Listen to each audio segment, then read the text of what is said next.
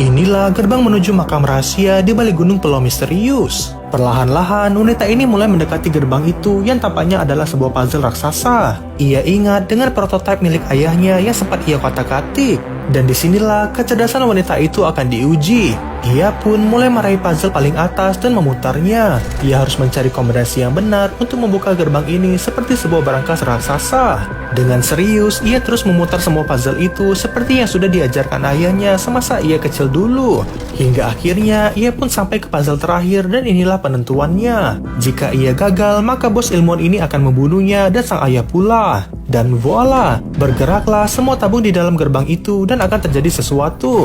Benar saja, tabung itu pun mulai masuk ke dalam gerbang dan semua orang pun sangat takjub sekali. Hingga akhirnya gerbang itu pun hancur dan batu-batu itu pun jatuh ke dalam jurang di bawah sana. Sungguh gila sekali. Selain tangguh, wanita itu juga sangat pintar dalam memecahkan puzzle Jepang yang terkenal sangat susah di dunia. Selamat datang di dalam goa tempat makam Ratu Penyihir Kegelapan berada. Sang bos ilmuwan itu pun menyuruh sang wanita untuk turun ke sana duluan. Mereka tak tahu apa yang akan mereka hadapi di dalam sini dan wanita itulah yang akan menuntun mereka. Tak berselang lama, sampailah wanita ini ke dasar goa dan terlihatlah banyak sekali bangunan lama di dalam sini. Sang bos ilmuwan pun menyuruh anak buahnya untuk menandai jalur mereka dengan menaruh beberapa lampu neon di tanah.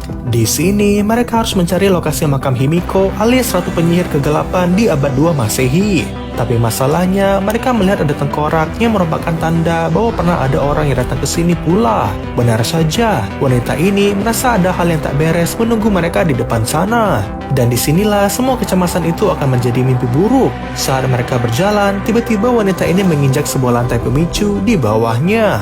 Semua orang pun tampak kebingungan ketika mendengar ada suara yang bergerak di bawah tempat ini.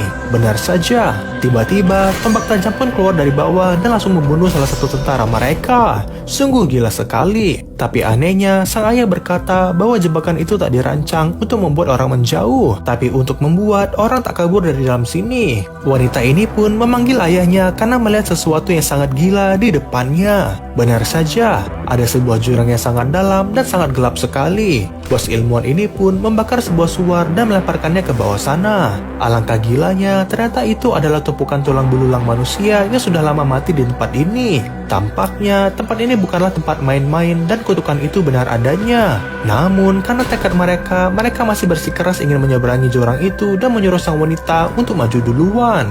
Karena tak punya pilihan, wanita itu pun perlahan-lahan mulai menaiki tangga itu dan berjalan. Satu langkah saja salah, maka ia tak akan bisa diselamatkan jika sudah jatuh ke bawah sana.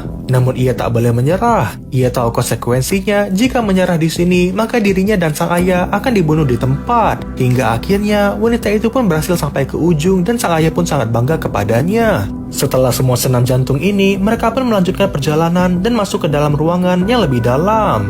Di sini, mereka melihat wajah Himiko di dinding yang berarti makam itu sudah semakin dekat. Tapi, disinilah semua bencana itu bermula. Mereka masuk ke ruangan yang seharusnya tak boleh dilewati. Benar saja, saat tentara ini berjalan, ia tak sengaja menginjak lantai pemicu dan ini adalah petanda buruk. Seketika, ruangan mereka pun terpisah dan lorong belakang pun menutup pula.